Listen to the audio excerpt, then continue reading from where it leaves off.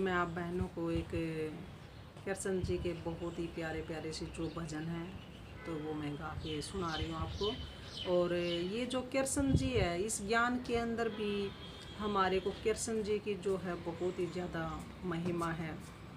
तो ये मत सोचो कोई ओम शांति के ज्ञान में कृष्ण का कोई महत्व नहीं है। कृष्ण वो सोल बताई है ज्ञान के अंदर जो सतयुग की सबसे पहली सोल है, जिसको दिखाया जाता ना कि पीपल के पत्ते के ऊपर अंगूठा चूसते हुए। तो ज्ञान के अंदर भी यही सब चीज़ें बताई जाती हैं, लेकिन वहाँ पे एक सच्ची गीता जिसको बोला जाता है बिल्कुल वो है। और तो वहाँ पे क्या दिखाया गया है कि कृष्ण जो है वो ज्ञान सुनाता है, लेकिन उसके अंदर जो सुनाने वाला है वो कौन है? वो शिव भगवान है। यानी कि कृष्ण बोलता तो कृष्ण है, लेकिन उसके अंदर जो प्रवेशता है वो दिखाई है शिव भगवान की दिखाई है। तो ज्ञान में जब जाते हैं तो कृष्ण के प्रति जो भाव था हमारा वो और भी ज़्यादा बढ़ जाता है। और जैसे अब कलयुग के अंदर है, कलयुग के अंदर बिल्कुल मंदिर है जो वृंदावन के अंदर, मैं भी गई हूँ वहाँ मंदिर के अंदर। उस मंदिर के अंदर बिल्कुल ही एक काली तस्वीर सी जैसे कृष्ण की दिखा रखी है। नहीं तो देखो कितनी प्यारी प्यारी तस्वीर रखी है, सफ़ेद पत्थरों को जैसे तराश के बनाया गया, लेकिन कृष्ण जी को बिल्कुल ऐसा बनाया गया है। तो उसको देखकर भी मुझे एक जब इस ज्ञान में गए तो पता चला कि बिल्कुल ही ऐसी क्यों बना रखी है।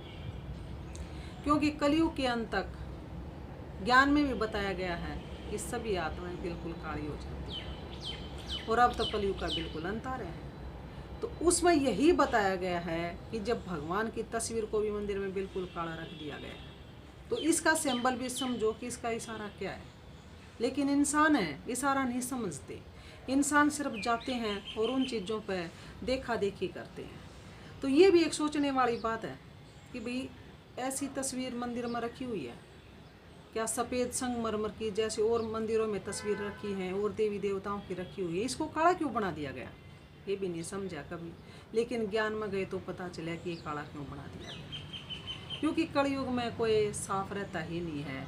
इसीलिए स्वयं भगवान को धरा पे आना पड़ता है और अपने असली स्वरूप को दिखाना पड़ता है और बताना पड़ता है कि बच्चों तुम कहाँ पे जा रहे हो, तुम्हारे को बहुत कुछ देखने की, सोचने की, समझने की ज़रूरत पड़ रही है। तो भगवान को खुद धरती, क्योंकि सभी बच्चे परमात्मा के हैं। परमात्मा कहता है कि मेरे सारे बच्चे परेशान हो गए हैं। जब सारे बच्चे परेशान हो जाते हैं तब भगवान धरती पे आके ज्ञान देता है। काला बदन दिल गोरा कन्हैया तूने क्या जादू डाला, काला बदन दिल गोरा कन्हैया तूने क्या जादू डाला।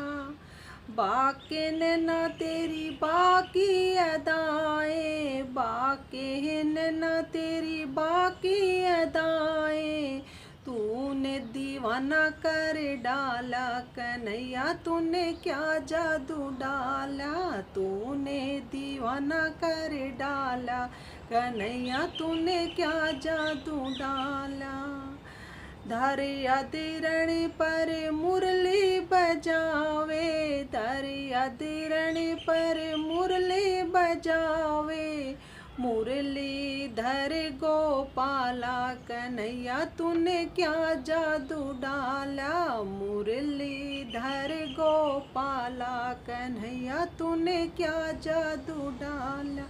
काला बदन दिल गोरा कन्हैया तूने क्या जादू डाला, काला बदन दिल गोरा कन्हैया तूने क्या जादू डाला।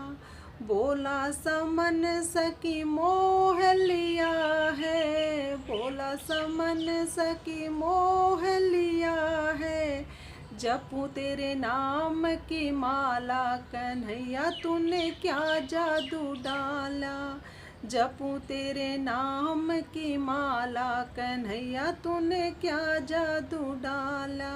काला बदन दिल गोरा कन्हैया तूने क्या जादू डाला।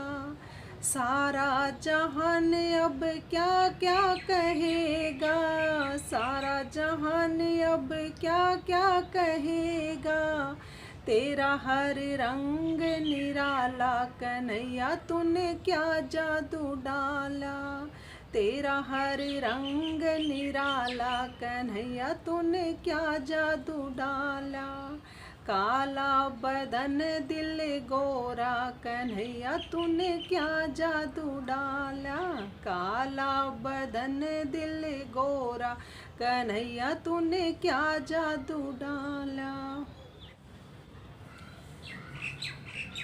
तो अभी आपने जो ये भजन सुना, तो इस भजन को जब मैं वृंदावन बाके बिहारी जी के मंदिर में गई थी, तो वहाँ पे एक कथा है कि उस बाके बिहारी की जो तस्वीर है उसके सामने पर्दे को हिलाते ही रहते हैं, ऐसे हिलाते रहते हैं, उसको बिल्कुल रुकने नहीं देते हैं।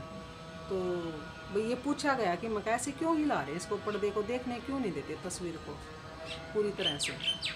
तो तस्वीर भी बिल्कुल काली दिखा रखी है वहाँ पे, और दूसरा उस पर्दे को भी पूरी तरह से हिलाते रहते हैं।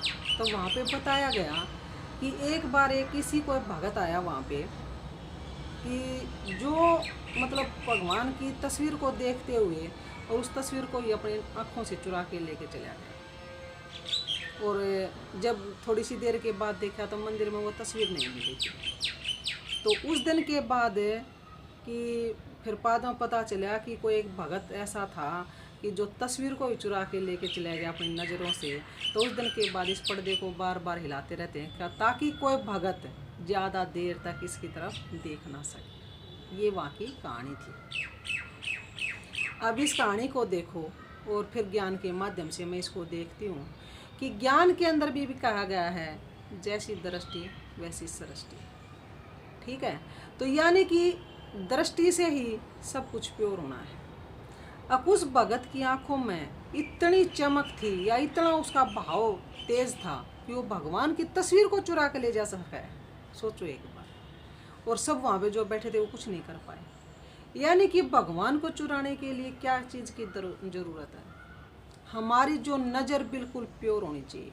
चुराने की ज़रूरत ही क्या, वो तो हमारे अंदर में ही है, उसको चुराने की ज़रूरत क्या है। लेकिन उसको जो बर्तन है ना वो बिल्कुल साफ़ सुथरा चाहिए। बस उसकी शर्त एक ही है कि भाई मुझे कुछ नहीं चाहता। जैसे कई बार हम सोचते भी हैं, ये दिमाग में चलता रहता है, कभी ज्ञान की पॉइंट चलते रहते हैं, कभी भक्ति मार्ग के चलते रहते हैं। तो भगवान ने आके सिर्फ इतना ही बताया, जितना भी ज्ञान निकला, जितना भी योग का जो निकला, जैसे योग बताते हैं योग करो, तो उसके अंदर भी एक ही चीज़ सबसे बेस्ट मिली है। भगवान ने आके कहा तुम कुछ मत करो।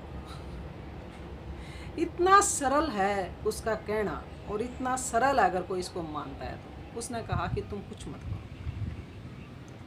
तुम जो तुम्हारे विचार नेगेटिव चलते हैं उनको रोको, अच्छे कर्मों की तरफ ध्यान रखो, बस इतना ही कर लो तुम। इससे ज़्यादा कुछ करने की तुम्हारी औकात भी नहीं। उसने ये कहा कि योग भी जैसे होता है, तो योग में भी कहते हैं कि हम क्या करें। योग का मतलब यही है कि अपने दिमाग को बिल्कुल शांत कर दो। यानी कि हमारे अंदर जो कचरा भरा पड़ा है उस कचरे को बिल्कुल साफ करना। जैसे घर भी है, कई दिन में बाहर से आते हैं तो उसको साफ़ करते हैं। कितनी हद तक साफ़ करते हैं? 4-5 दिन कंटिन्यू साफ़ करेंगे, फिर कहेंगे भाई बस बहुत हो गया है, अब एक बार फिर से कपड़ा बाद में मार लेंगे। तो वो तो मान ले महीने 2 महीने हम बंद करें तब का ये हाल होता हमारा। और जो हमारा अंदर है वो पता नहीं कितने जन्मों से ताले लगे हुए थे। जब आज भगवान ने आके बताया कि इस ताले की चाबी क्या है, तो उस पहले तो चाबी लगानी आनी चाहिए, फिर ताला खोलना आना चाहिए, फिर भाई सफाई का रास्ते का पता लगना चाहिए। तो बहुत सारी बातें ऐसी हैं जो हम ज्ञान में जाकर हमारे को पता चलता है। तो भजनों से भी ज्ञान मिलता है। कोई भी गाना है, कोई भी कुछ गाता है, हर गाने में कुछ न कुछ समाया हुआ होता है, सिर्फ देखने वाले की नज़र होनी चाहिए। ठीक है, तो दुनिया की कोई भी बात अगर हमारी नज़र ठीक है, उसको हमारे को देखना आता है, परखना आता है, तो कितनी भी बड़ी बात है उसमें भी कुछ न कुछ आदमी अच्छा निकाल लेगा। और जब हम ही गलत हैं तो हम अच्छी से अच्छी चीज़ में से भी कुछ न कुछ बुरा ज़रूर निकालेंगे, इतनी भी ताकत है। भगवान ने आके बताया तुम्हारी दोनों ताकत तुम्हारी है, तुम क्या लेना चाहते हो तुम जानो, थारा काम जाना भाई। भगवान तो सिर्फ समझा देता है। जैसे हम सारे दिन बच्चों के साथ लगे रहते हैं, फिर भाई बाद में आखिर हमारे एक माँ बाप यही कहता है भाई मर्जी है थारी, जो भी कुछ करना चाहो वो कर लो। तो इतना ही प्यारा और अच्छा मीठा रिश्ता हमारा भगवान के साथ है। ये चीज़ मुझे बहुत ही प्यारी लगती है कि जैसे हम भगवान के बच्चे हैं ऐसे ही हमारे ये बच्चे हैं। जैसे हमारा इनके साथ चल रहा है वैसे भगवान का हमारे साथ चल रहा है। ना हम इनको छोड़ कर कहीं जा सकते, ना भगवान हमारे को छोड़ेगा। तो लेकिन एक कनेक्शन तो बनाए रखो ना, ये ऐसे चलते चलते भी उसको याद करते रहो, उसके साथ कनेक्शन जोड़ते रहो। तो परमात्मा ने कहता है कर्म करते हुए मुझे याद करना, यानी कि कर्म तो करेंगे लेकिन उस कर्म की एक बागडोर भगवान के साथ जोड़ देंगे तो थोड़ा सा कर्म भी हो जाएगा और परमात्मा की याद भी जुड़ जाएगी उसमें, तो कोई बुरी बात नहीं है। तो यही ज्ञान के माध्यम से हम भजनों को गाती हूँ मैं, और बड़ा रस आता है और बहुत अच्छा लगता है।